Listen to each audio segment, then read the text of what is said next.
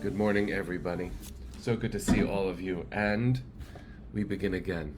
It is time right now for us to be with each other and with Torah, offering comfort the way we always do, offering love the way we are called to do, and beginning this cycle of the Torah with our full selves, our full hearts. Breisheet, the very beginning, is where we are.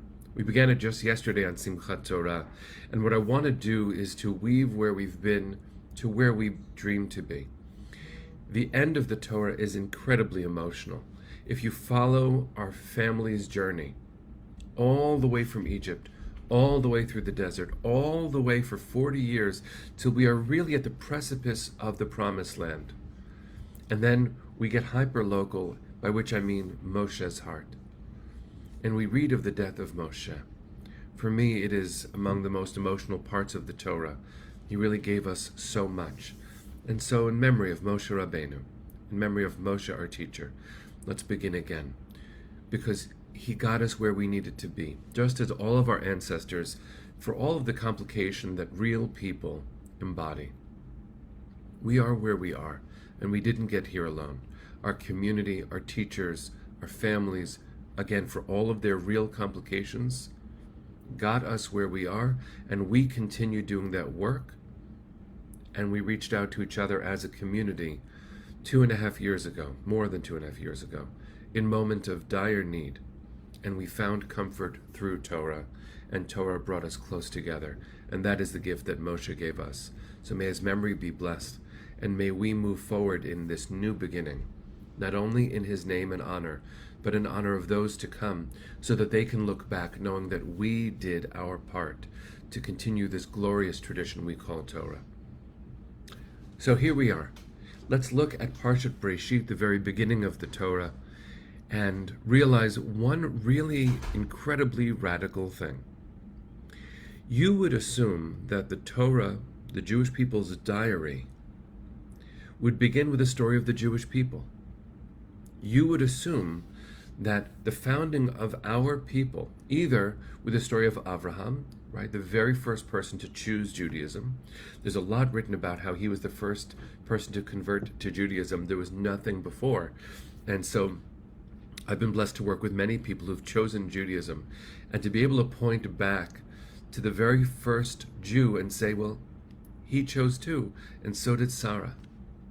Avram and Sarah chose this path that we are on. You would assume that the Torah could start there.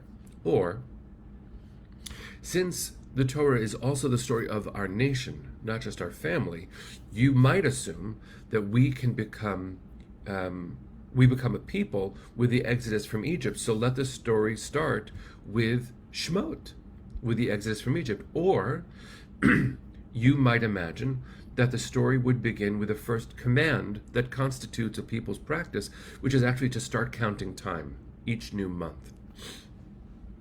But the Torah doesn't start with Avram and Sarah, and the story does not start with the Exodus, and the story does not start with Sinai. It starts with the widest lens you could possibly have, which is the universe. Richard loves this part. I think we all do. Vayomer Elohim yihi or, vayihi or. And God said, let there be light, and there was light. But let's not miss how radical that choice is. Yes, ancient peoples have cosmogonies, stories of the origin of the universe, at their core. But a Torah, a sacred text that is concerned with one people's destiny, which the Torah is, should start, or you would assume would start, with a focus on that people. But that's actually not what Breisheet does. Not this Parsha, not this book, not this Torah. Our Torah begins with a concern for the whole universe. The first people are not Israelites. They're not Jews. As Bob writes very beautifully, I'm just going to quote you here. Hashem is concerned with, involved with, and influencing all of the universe, all solar systems, all planets, all peoples. So we should also be concerned with all of this. You said it beautifully, Bob. Thank you for making the point. The fact that the Torah begins with the universe and with humanity, first of all, should tell us that humanity is not what comes first. The universe is. We are here to be of service, to be partners in creation. and to know that God's creating humanity is actually a challenge to the rest of creation. And we have to do our best to correct our ways. If we've learned anything about tshuva during this very long holiday season, it is that personal accountability leads to communal good. So let's hold ourselves accountable, and also let's marshal all of our resources, as Bob does, to share God's concern with the world, the larger world. There are personal moments we will continue to share. We are here for each other. There are tribal moments we will continue to share. This is a Jewish community, organizing and inclusive of all. And at heart, Jewish tradition tells us, look at the world and take responsibility for it. We are blessed to begin again. It is among the richest parts of Jewish tradition that in the aftermath of the end of Torah, and aftermath is the right word, we literally pivot and we say, let's do that again. Let's see how it'll turn out this time, because we've learned. Moshe is watching, friends. No, Penny, I didn't say Kim Hartman, Kim Gazda. Just so you know, Kim just lost her father yesterday. So friends, first of all, may Kim's father's memory be for a blessing. May you and I be blessed to learn Torah this third time through together. We have learned the entire Torah twice through. When it comes to Vayakel Pekude, the end of Exodus, it will be our third siyum, our third completion of the cycle. But we can also count this moment as a beginning. May you and I and our community and our world be blessed with a new, beautiful beginning. May we take responsibility for a better beginning than we've experienced recently.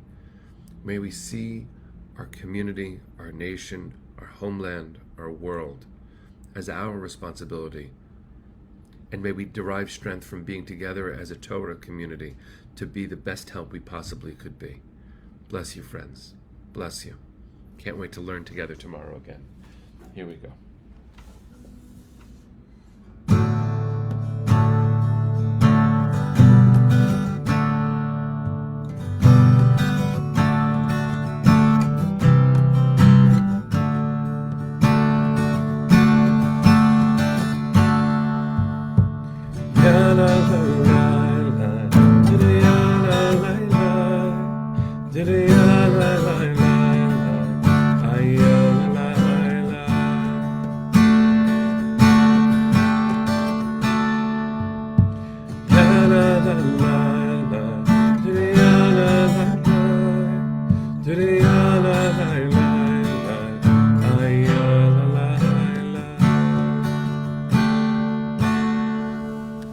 Bless you, friends. See you tomorrow.